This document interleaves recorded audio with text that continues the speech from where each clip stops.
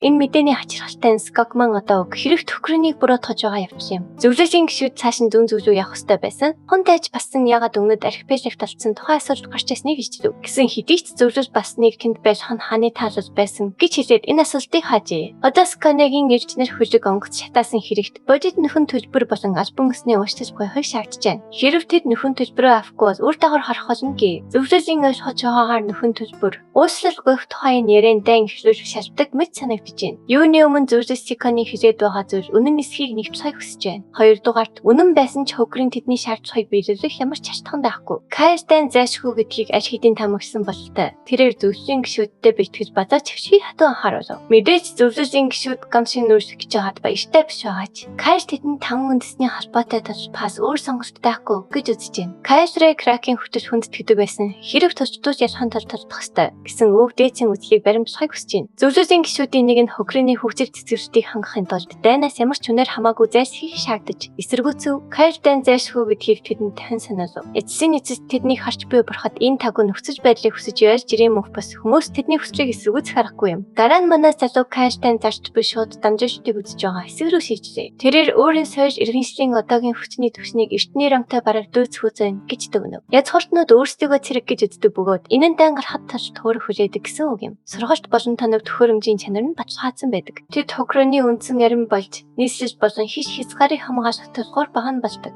Тэдний тав 10 мянгад хүрсэн ч Нибула тэднийг бүгдийг нэг дор байршуулахыг хүссэнгүй. Тэрээр мөн татаад фронтын аюулгүй байдлыг хангахыг хүсэж байна. Хэрэг үндсэн армийн төлөвлөж чанар нь буурч шин цэрэг эсвүүлэх шаардлага гарна. Манай залуу болох гэж буй зүйл тонч санаа зовгүй байна. Тэр дайны тал дээр гайхмаар 50 байгаа бөгөөд учир нь Кайл тэдний дундаас хамгийн хашиг нь тож бүх зүйлийг гайхалтай зарцуулж байна. Кайл хаан үндсэн армийг төв арим болон орон нутгийн арим гэж хуваажээ. Төв арим нь гадны гайснууд руу тавцах хэлбэрүүдээс бүрдэж байсан бол орон нутгийн арим нь төссөн бүс нутгийг хамгаалах байв. Шин цэргүүдийг мөн төвлөрүүлж төв болон орон нутгийн ангиудад ажиллахан хуваарлав. Төв хүчнийх нь дайсантай шууд нүүр тулах бөгөөд орон нутгийн хүчнийх нь нөөц болж дайны үед ч газар тариалан нөөцийн үр дүнчийг хэвээ хадгалахад туслах байв. Үгээр төв хүчин 4,000 үндсэн цэрэг, 8,000 шин цэрэгээс бүрдэв. Мэдээж дайн удаан үргэлжлэх тусан тэд илүү олон цэрэг эсрэг шаардлагатай болно. Энэ нь урт хугацаанд хор хөнөөлтөй байж болзошгүй. Тэд бүх ажиллах хүчийг тэгж эсвэж болохгүй. Энэ дайн урт удаан үргэлжлэх болно гэдгийг Нибус аль хэдийн гадарч байна. Кайл руу буцахад тэрээр төв армиас 10,000 цэрэг сонгон авч тэдний хуурай замын армийн гэж нэрлэв. Энэхүү шинээр томилогдсон 10,000 цэрэгтэй дэвид дайн хийхээр азанаас хойд зөвгөрөө машаар явах хүрэг аваа. Дараа нь дүр зураг баруун зүгт орших.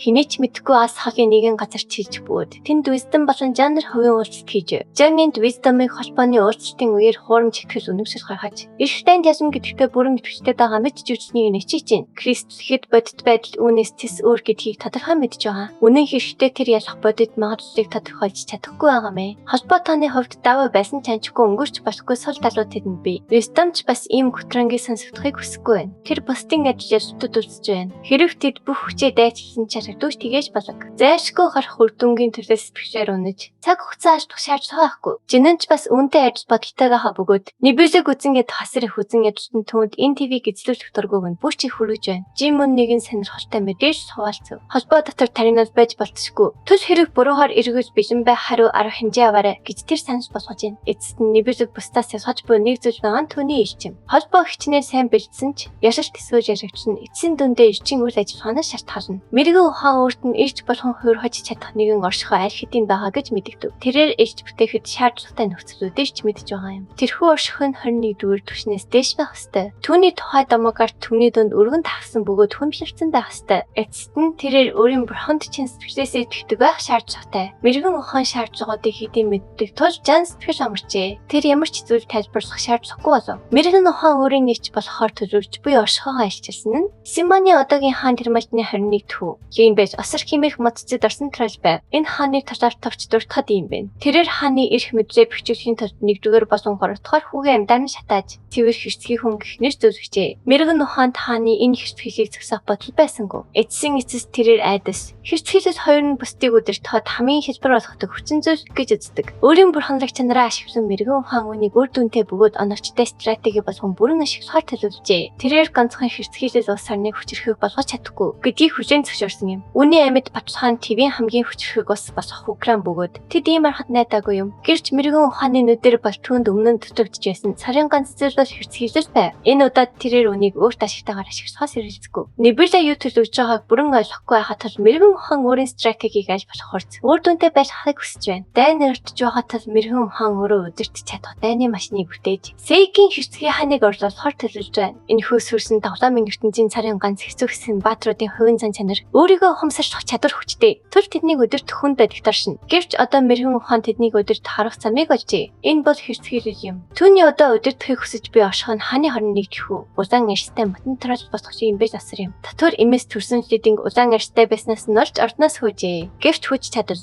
оюун ухаан, нөхөрлөл зэрэг төрхийн чадвараараа л юм биш. Асар хүн амын шилдэгний хувьд хэлбэрхан багтдаг. Гэвч лидийн нэрэл жирийн нөхцөлдөө сэтгэл хангалуун амьдарч байгаа тул мэрэгэн ухаан түүнийг илүү эрс шийдэмгийн алхам хийхин тулд эхний алхам болгон эхийг нь хойш хийджээ. Нэгэн өдөр лидийн гэртээ харихтаа эхийг нь хөнөөхөд ашигсан зэвсгийн хамт эхийг өргсөн дахайг олдог. Тэр мүжид лидийн түүний өшөөг авахад хангараглав. Тэрхүү зэвсгийн эзэн зэр хотоор хон тайж ойч таарсан бөгөөд мэрэгэн ухаанд тэр хүний өхийг ч бас баталгааж олжээ. Лидийн хэдийн зэвсгийн эзнийг хайж исэн тул хэргийн газар талдаж гол сэжигтнэр барьцлагдаг. Өөрийн нэрээ цэвэрлэхийн тулд лидийн өөрийн чадвараа ханд харуулж улмаар хааны идэвхийг хүлээ. Тэгэхэд лидийн нэг зүйлийг ухаарчээ. Хааны ах дүүсийн хооронд хоцс төгсгөлгүй тэнд хинжаа мэсний зүйл биш байв. Үүнийг санаатаагаар өдөөж байжээ. Хааны гэр бүлийн замбраагүй байдлаас хамгийн их ашиг хүртэж буй хүн бол түүний төрсэн эцэг. Дермальтын бэс асар хаан өрөө гэдгийг тэр ойлгов. Ингэснээр одоогийн хааныг өөрийн хөржиний гараар цаазаар авах мэрэгэн ухааны төлөвлөгөө яг так хэрэгжив. Ээжийнх нь намайг хөнөөсөн жихний хэрэгшнийг илрүүлж чадаагүй дараа Лений ир хамт төрөх хүсэл олон бүр нэмэрдэв. Үнэнийг олох гэсэн түүний шийдэмгий байж нь түүнд хаан тус даяар илүү их нэр авчрыг авчирчээ. Жинэн Лидний тухай эдгээр нарийн ширийн зүйлийг сонсоод нэлээд сэтгэл хангалуун байх шиг байна. Жан нэрчид нэр дэвшигчийг зөвшөөрсөн.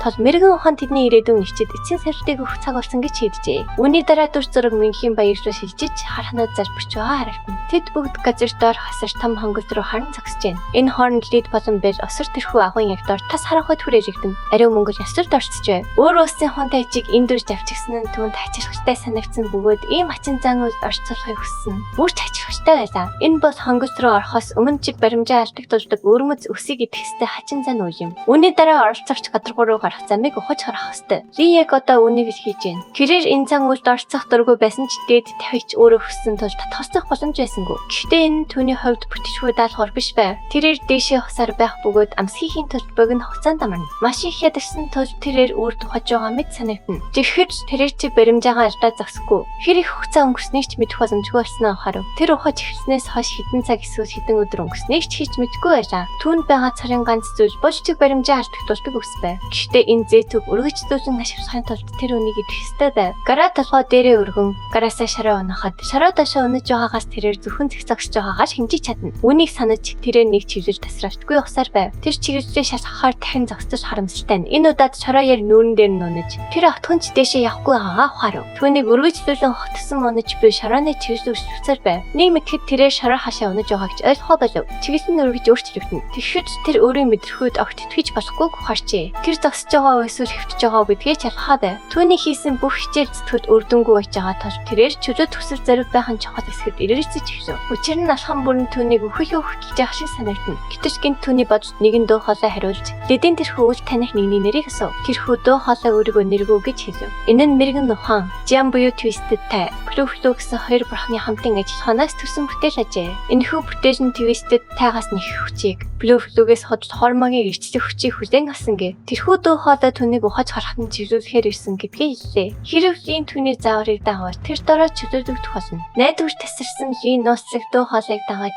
дахин ухаж эхлэв. Тэр өөрт нь өгсөн чиглэл бүрийг дагаж засварчгүй усны эцэст өвдөөс өвдөн гараа газарт нь харив ташав. Түүнийг тиймэрт доорх газар нь хагаран цуурч эцэст нь тэр аюултай агуугаас гарч чадлаа. Гадар өвтөр гармалцаалын өөрийн ирэхгүй уйлж эхлэв. Агуун тэрхүү аюултай туршлах түнд нэгэн гэгээлийг хүчээ. Эхийнхэн төлөө хөшөө аваад хаанд чивсэн уур хэрэн үхийн адис зэрэг. Энэ бүхэн чиг баримжаагаа алдснаас үүдэлтэй хормог үзэгдэл байв. Түүний сэтгэл хөдлөл мэдрэхүү бүгд хормогцож байжээ. Түүний даах ёстой царын ганц үнэн зам бол богдын заасан зам юм. Харах тахилч бас зан үйл эцэст нь амжилттай болсныг хараад ташхирв. Энэ хооронд бурхад өөртөө агаар төхөрөн бүх зүйлийг ажиж байлаа. Жинэн нэрчийн сонголтод нэлээд сэтгэл хангалуун байх шиг байна. Лин бол тал бүрийн чадвартай нэгэн юм. Мэрэгэн ухаанч бас удирдахад хэлбэр хөдөө болсондоо баяртай байна. Дараа нь чин тэгний замд тулгарах дараагийн сад руу шилжив. Тэрээр үнээс цааш нэг их тас болж чадахгүй гэдгийг мэджээ. Эцсийн эцэст тоглогч ичтэй болохын тулд хамгийн багадаа 21-р түвшний байх ёстой. Төлөвлөгөөгөө амжилттай болгохын тулд тэд юу ч хийхэд бэлэндэх хэрэгтэй. Үүнийг санаж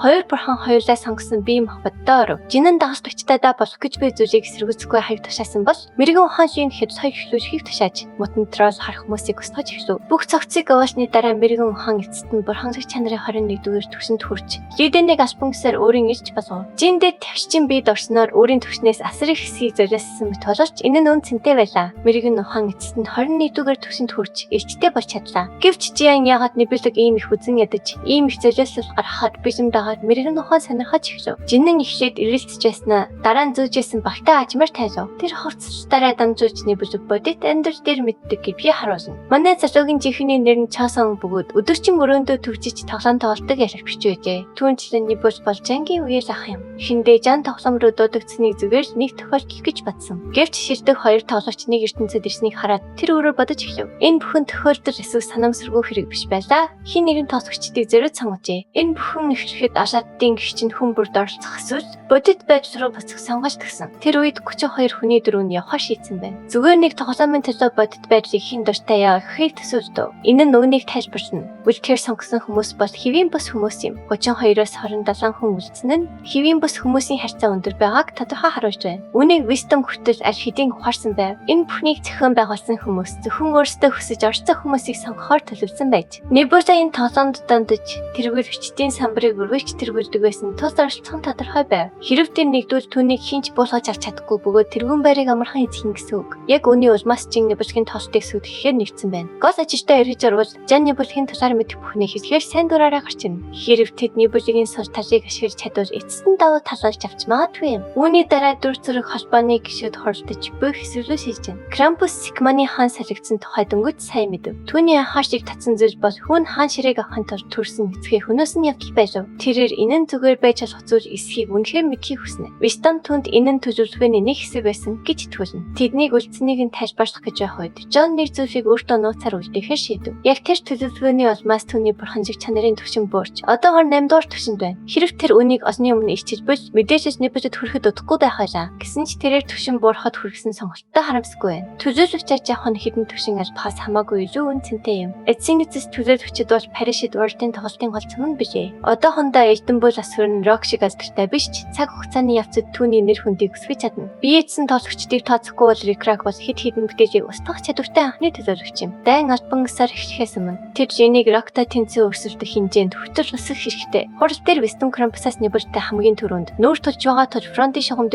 ямар байгааг асууна. Krampus тооны хувьд давуу байгаа бөгөөд биш төл ажил төлөвлөгөөний дагуу явж байна гэж мэдэгдэв. Гэвч илүү том армитай байсан ч түүний 30 мянган дайны цэрэг Украины 10 мянган цэргийг дийж чадах хэсэгт иргэцээр байна. Түүний юу битэмжлээд байгааг ойлгоход их ухаан шаарддаггүй. Яриг тавбаран боломжтой байна. Krampus үүнийг илэн далангүй хүжээн зөвшөөрөв. Гутранги сансэдэж болгоч тэд Нибусгийн одоо хүртэл хийсэн зүйлийг үе том сорж болохгүй. Гэсэн ч хэрэг тэр ялагдсан ч энэ хооронд бусад хүмүүсийг бэлэндэхаасаа гэж хүсэж байна. Наад цахан тэд Нибусгийн итгэж үнэмшлийн нөөцийг шавхаж чадна. Krampus одоогийн нөхцөл байдлыг шалгаад цачирд орж тэр дөрөө хоцов. Тэрээр юу ч хэлэхгүй яран атсан ямар нэг зүйл маш буруугаар ирснийг тодорхой харуулв. Үүний дараа түүний сарж иргэн шил босох динамын нийслэл Гешт руу шилжинэ. Хааны өргөнд Сатарсын хаан Обиний бүх зүйлийн дүү хортон нуран унсны дараа маш их сандарч димэж байв. Түүд өдөлгүй найцскайн төлөөлөгч Рокасрын хүчээр ордонлоо дайран орж Сатарсын хаансууд хөх цангада таарсан цэрэг бүрийг хийв. Обиний маш их хайсандаа үг чийг чадахгүй. Шууд утгаараа хүсэндээ дарагдсан байв. Түүний аргаалж харц хөрөнгөө барсан оролцоогыг үл харгалзан Роког тэрэлцэнгүү. Тэрээр хөөрхий 90 говлын эсийг дундуур нь цэвэрхэн хувааж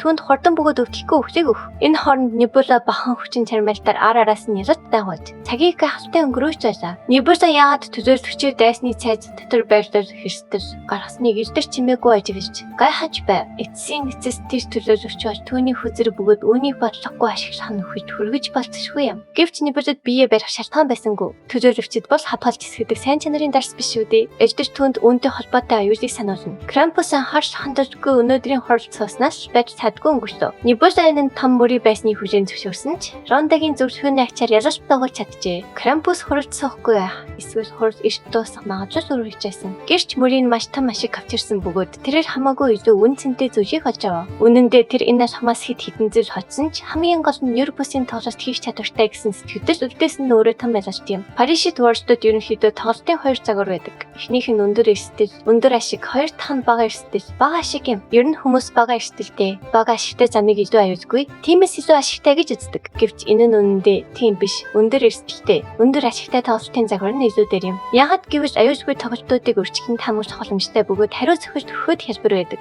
Гэсэн ч Небуса бүх зүйлд дондж хайг илүү үздэг. Гэхдээ хүчин зөвшөөрөгдөх эрсдэлийн түвшин хүмүүрд өөр байдаг тул үүнийг хинжих боломжгүй юм. Одоохондоо Небуса ашигтай байр суурийг татвартай хамгаалж байна. Эрсдэл нь хэр зэрэг асар том байсныг тооцоол түүний шагнал нь тэр хэмжээгээр том байна гэж үзэж болно. Үүний дараа бид холбооны хорл руу дахин шилжих бөгөөд энэ удаад ойлгомжтой шалтгаанаар хүмүүр өрөөдөлтэй харагдана. Вестон зүудэндээ ч Небусаг ийм хол явна гэж хизээч төсөөлж чадахгүй байсан бизээ. Ерөнхий ойлголтоор бол Небуса өөрийн төлөөлөгчөө болгоомжтой ашиглах ёстой байв. Нөгөө талаар Крампус армиа алдсандаа хамгийн их сүрч сэтгэлээр унаад байв. Түүнд баг зэрэг найдвар төрүүлж байгаа зүйл бол хааны цайз хэвээр байгаа бөгөөд хааны цуснаас шинэ хааныг сонгож олох явдал юм. Тэнд одоо ч гэсэн 30,000 орчим цэрэг үлдээд байна. Крампусын ойлгож байгаагаар Небуса сэтгэл зүйн дарамт шахалт үзүүлэхийг хичээж байна. Материалыг хохирол баг байсан ч дотоод үмэн самуун ширүүн байна. Арын хаан хүртэл айд сандарсан тул тэрээр хааныг хамгаалахын тулд бүтээж томилжээ. Крампус үн шиг тэхэн гамшиг арахгүй тул тогтмол уулзалт хийхээс зайс хийхийг санал болгов. Тэд зөвхөн үнэхээр ноцтой зүйлийг хэрэгжүүлэх шаардлагатай үед л уулзах хэрэгтэй.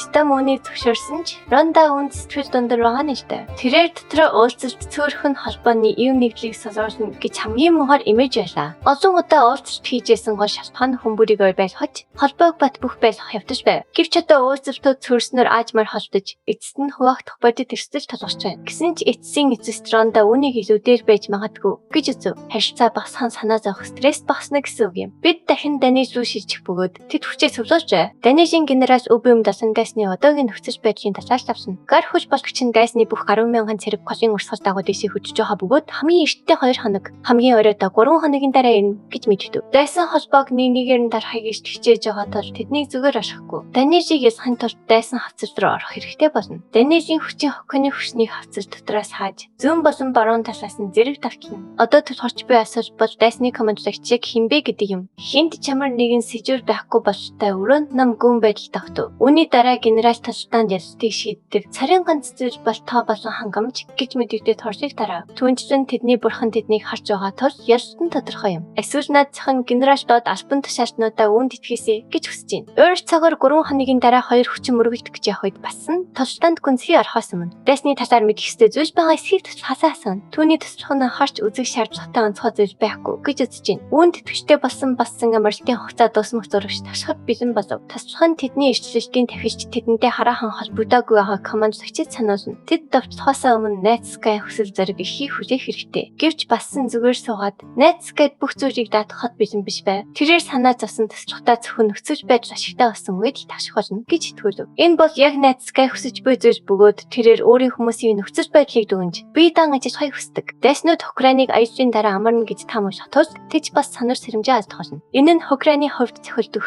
хамгийн тохиромжтой мөч байх болно. Энэ хооронд хэд хэдэн гөрөөл хүмүүс басны командлагчийн одоогийн байр суурийн талаар хоорондоо ярилцахыг сонсох бөгөөд тэд басны тухай мэджээ. Мөн 7 арлыг орсон түүнийг өдөртөх тал дээр үнэхээр авьяастайг тодорхой харуулж байна. Саяхны Гавьяг нь үнэлж, генерал Ян Татада болон эзэн хаан түүнийг өндрөөр үнэлж командлагчаар томилжээ. Бассан хүртэл өөрийгөө командлагчаар сонгоцонд гайхаж байна. Үннийг хэлэхэд энэ нь эзэн хаан Карлын гаргасан заримг шийдвэр байлаа. Мэдээж бассан яригдах бодол өчөхөнж байсангүй. Хөрөлт газар зүйн байрлал болон дайсны их хүчнээс болж сул талтай байгаа нь үнэн ч дайны хувьд яг зөвхөн тоо толгой шийддэггүй бид мэднэ. Хэрэг хүрэлт ийм богино хугацаанд тулаанд бэлдэж чадвал дамын нармын сандрах болно. Хамгийн сүүлийн цагчдыг тэнгэрээс солио шиг бууж ирж олны хаалтыг татснараа хийжээ. Гөрүүлэн нарчнуудын хүчрэхэг Ирак маш сүр дуулаантай гарч ирсэн дайсны хүртэл алмаар болов. Крампус Ракийн эсрэг өөрийн бүтээсэн бүх зүйлсийг нэгэн зэрэг илгээж түүнийг дарахаар шийджээ. Крампус өөрийн бүтээлүүдийг Небулагийн ирчийг удахгүй болох тулаан сад хийхгүй гэдэгт итгэвчтэй байна. Түүний бүтээлүүд итгэж төгс Ракарак руу зэрэг тайлаа. Бүх үед харагдахад ширүүн мөрөгтөн эхэллээ. Рак тэрхүү зэрлэг аратнуудаас зогтож гүйж бас өсөж байна. Дайсны командлагч Рак фронтын шугамж шахалдж байгааг хараад түүшин их баяртай байв. Цэргүүд ч мөн ялалт бараг баталгаажлаа. Химэн баярлан хөөрөв. Гэвч тэдний харамсалтай нэн нь яг командлагч Бассаны хүссэн зүйл байлаа. Ракарыг түүний тооцоолсноор яг та хөдөж байгаад тэр баяртай байна. Дайсан тооны давуу тал болон газар нутгийн давуу талтай ч басан ярихдаггүй гэдэгтээ итгэвчтэй байна. Эцсийн эцэс түүний эсрэг товчдож буй дайснаад бол зүгээр л хүмүүс бөгөөд басан урд нь хүмүүсийн армид хизээч харагдаж байгаагүй юм. Үйл явц улам эрчимжиж, эрзэгтэй мөч ойртож байна. Дараагийн хэсэгт бүх зүйл эргэж хийн. Дараагийн хэсгийг бусдаас төрүүлж хамгийн ихэнд үзэхийг хүсвэл дэргэцэн дэх төрийн банкны данс руу 5,000 төгрөгийн хандив хийгээрэй. Тэгвэл дараагийн хэсгийг таны дараа гаргаж өгье. Таалагдсан бол лайк дарж, савг лумын заавал бүртгүүлээрэй.